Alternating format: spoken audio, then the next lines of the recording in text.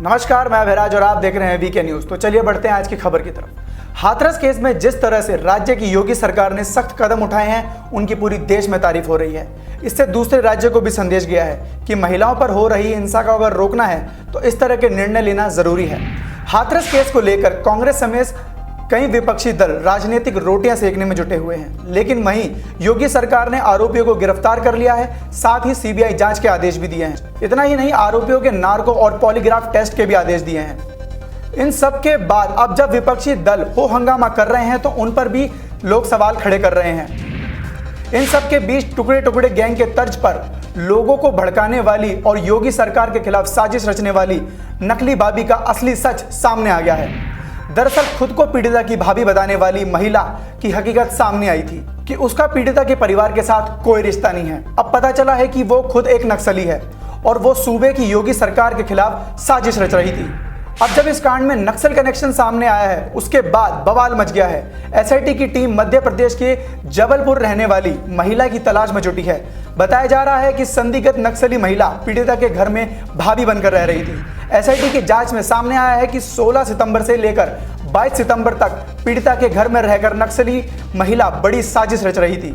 इससे पहले पुलिस ने शुक्रवार को बताया कि इस केस से जुड़ी फंडिंग मामले में popular front of India PFI और भीम आर्मी से लिंक सामने आए थे। हाथरस कांड की जांच कर रही एसआईटी के सूत्र बताते हैं कि नक्सली महिला घूंघट ओढ़कर पुलिस और एसआईटी से बातचीत कर रही थी। वहीं घटना के 2 दिन बाद से ही संदिग्ध महिला पीड़िता के गांव पहुंच गई थी। आरोप है कि पीड़िता के ही घर में रहकर वह परिवार के लोगों को कथित रूप से भड़का रही थी। पीड़िता की भाभी बनकर रहने वाली नक्सली एक्टिविस्ट महिला की कॉल डिटेल्स में कई चौंकाने वाले खुलासे सामने आए हैं। इस बात का खुलासा तब भी हुआ था जब हमने हाथरस में ग्राउंड रिपोर्ट की थी।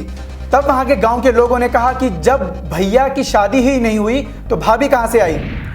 पीड़िता की भाभी है, भैया ने कभी आई ना भाई तो भाभी कहां से आ गई? नहीं, भैया ने जब ब्याह ना भाई तो भाभी कहां से आ गई? नहीं तो पूछा भी ना पीड़िता भाई ने जाकर नहीं है। और जब बताओ भाभी आ गई, हम गांव के हैं, हम पे इंग्लिश आवत है?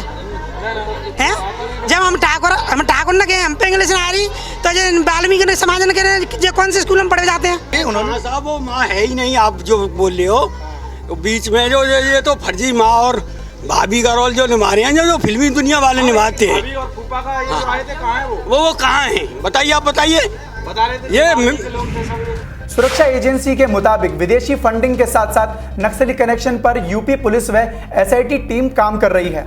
इससे पहले एसआईटी की जांच में पहले जातीय व सांप्रदायिक दंगे की साजिश का सामना भी आया था। पुलिस महिला व उसके करीबियों की तलाश में जुटी है। अभी भी 4 दर्जन लोगों से एसआईटी की टीम पूछताछ कर रही है।